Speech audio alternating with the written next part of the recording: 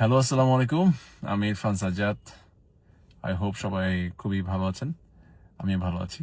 Specially গত বুধবার থেকে যখন থেকে এটা আমাদের গল্পের ৪৯তম এপিসোডটা অন এয়ার হলো, সেদিন থেকে আজ পর্যন্ত খুবই ভালো আছি। মানে মানে ৪৯তম এপিসোডটা পর মানে অন এয়ার হওয়ার পর থেকে ফাহাদ ক্যারেক্টারটাকে আপনারা যেই পরিমাণ ভালোবাসা দিয়েছেন, আমাকে যে পরিমাণ ভালোবাসা দিয়েছেন, এবং আহ, ফাহাদের সঙ্গে পুরো দেশবাসী যেভাবে কান্না করেছে, অদ্ভুত।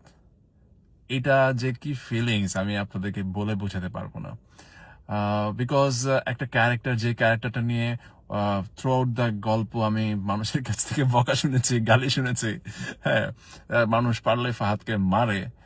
সেই জায়গা থেকে সে ফাহাদের প্রতি আপনাদের যে ভালোবাসা, এবং দিন শেষে আমার প্রতি আপনাদের যে ভালোবাসা, এটা আমি আসলে আপনাদেরকে যতই থ্যাঙ্কস দিই বা যতই কৃতজ্ঞতা জ্ঞাপন করি, এটা আসলে এই ভালোবাসার প্রতিদান দেওয়া সম্ভব না। আমি ছোটবেলা থেকেই অ্যাক্টর হতে শিখেছি, কিন্তু অ্যাক্টিং করা এক জিনিস, সে অ্যাক্টিংটা দিয়ে মানুষের মন জয় করাটা সেটা অন্য জিনিস, এবং এটা করতে অনেক পরিশ্রম করা লাগে। আপনারা গত ২-৩ দিন ধরে আমার নিউজ ফিড, বিভিন্ন পত্র পত্রিকা যেইভাবে ৫০তম এপিসোডের আমার অভিনয় নিয়ে কথা বলেছেন, আমি কি বলবো, আমি অভিভূত। আমি থ্যাঙ্কস দিতে চাই রাজ ভাইকে, আমাদের ডিরেক্টর। উনি আমাকে এই সুযোগটা করে দিয়েছেন, এই পারফরমেন্স করার সুযোগটা করে দিয়েছেন, ফাহাদ ক্যারেক্টারটা আমাকে দিয়েছেন। সত্যি বলতে কিছু ছোট্ট একটা এক্সপিরিয়েন্স শেয়ার করি আমার সেদিনকার সিকোয়েন্সটা নিয়ে। টু বি অনেস্ট, আমি ক্যারেক্টারটাকে ওন করার চেষ্টা করছি বরাবর। ক্যারেক্টারটাকে ভালোবাসতাম আমি, এবং ওই পরিবারটাকে ভালোবাসতাম আমি। আহ, এটা আমাদের গল্প, টোটাল পরিবারটাকে আমি ভালোবাসতাম। সেদিন যখন আমরা সিকোয়েন্স করতে যাই, এবং আমাদের সবার খারাপ লাগছিল, আমরা এবং পুরো সেটে একটা খুবই শোকের ছায়া নেমে আসছিল যে আমাদের বাবা ক্যারেক্টারটা আর নাই, ফাহাদের বাবা নাই, সামিরের বাবা নাই। আমি যখন ফাহাদ যখন আসলে ঢুকে ওই ইয়াতে, ওর বাসায়, টু বি অনেস্ট, আমি তখন ইরফান সাজ্জাদ আর ছিলাম না, আমি তখন ফাহাদ ছিলাম। এবং আমি ফিল করছি যে ফাহাদের বাবাটা নাই। রাজ ভাই আমাকে অনেক ইমোশনাল সাপোর্ট দিয়েছেন এবং অনেক হিন্টস দিয়েছেন। উনি ওনার নিজের পার্সোনাল গল্প আমার সাথে শেয়ার করেছেন। আমি সবকিছু মিলিয়ে চেষ্টা করেছি ওই জায়গায় ফাহাদ হয়ে থাকতে।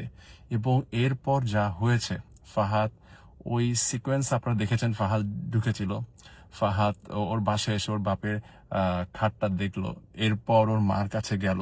এই পুরো জিনিসটা কিন্তু এক টেকে শট হয়েছে। এখানে কোনো সেকেন্ড টেক হয় নাই, অ্যাবসুলুটলি হয় নাই। এবং অনেকে বলছে যে আমার চোখে মুখে নাকে পানি পড়ছে। বিশ্বাস করেন ভাই, আমি এত ইমোশনাল হয়ে গেছিলাম যে আমার বুক কাঁপছিল। আমার চোখ দিয়ে পানি পড়ছে না নাক দিয়ে পানি পড়ছে আমার খেয়াল ছিল না। এবং আমি জাস্ট পারফর্ম করে গেছি। আমি আমি দেখছি আমার ডিরেক্টর এখন পর্যন্ত কাট বলে নাই। আমার ডিরেক্টর যেই জায়গায় গিয়ে কাট বলেছে, সেই জায়গায় আমি আসলে থেমেছি। যেহেতু ডিরেক্টর আমাকে অ্যালাউ করেছে, এই যে নাকে মুখে চোখে পানি পড়ছে, অনেকে বলছে এটা কোন ধরনের কান্না, নাকে পানি পড়ে, এটা পড়ে।